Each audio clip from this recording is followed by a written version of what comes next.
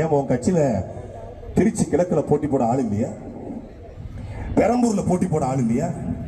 நீங்க தானே சொன்னீங்க மதுரை மாநாட்டில் திருப்பரங்குன்றம் விஜய், திருமங்கலம் விஜய், உசிலம்பட்டி விஜய், மதுரை மேற்கு விஜய், மதுரை கிழக்கு விஜய். நீங்களே 234 தொகுதியிலும் விஜய் தானே.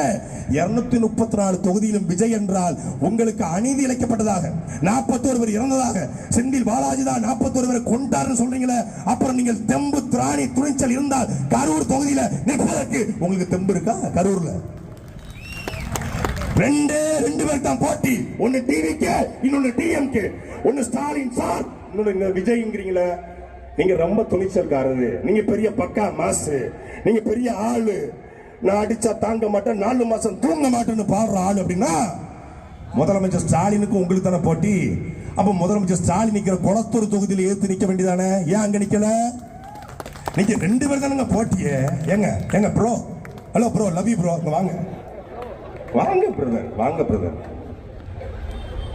இல்லங்க கொளத்தூர் வேண்டாம், அவர் மகனிக்கிற சேப்பாக்கம் தொகுதியில உதயநிதி ஸ்டாலின் ஏத்து நிக்கிறது உங்களுக்கு தெம்பு இருக்கா? துணிச்சல் இருக்கா? நிக்க மாட்டேன். ஏன் பெரம்பூர், ஏன் கிழக்கு? அதான் அன்னைக்குமா என்ன சொன்னாங்க, மத சார்பற்ற சமூக நீதி. சாருடைய தத்துவம் மத சார்பற்ற சமூக நீதி. அம்பேத்கர் கொள்கை தலைவர், பெரியார் கொள்கை தலைவர், சாதி ஒழிப்பு, சமத்துவம், சமூக நீதி.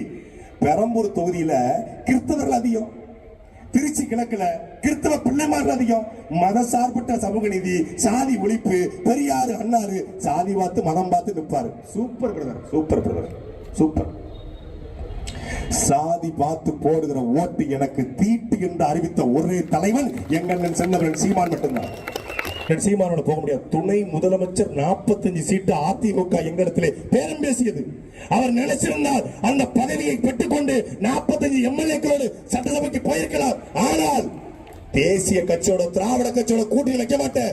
திருட்டை ஒழிக்கணும், ஊழலை ஒழிக்கணும், லஞ்சத்தை ஒழிக்கணும், ஆத்தோட கொள்ளையை ஒழிக்கணும், கரிமூலத்தை ஒழிக்கணும். அதுக்கு திமுக அதிமுகவை ஒழிக்கணும் என்று களத்தில் துணிஞ்சு நிற்கிறோம்.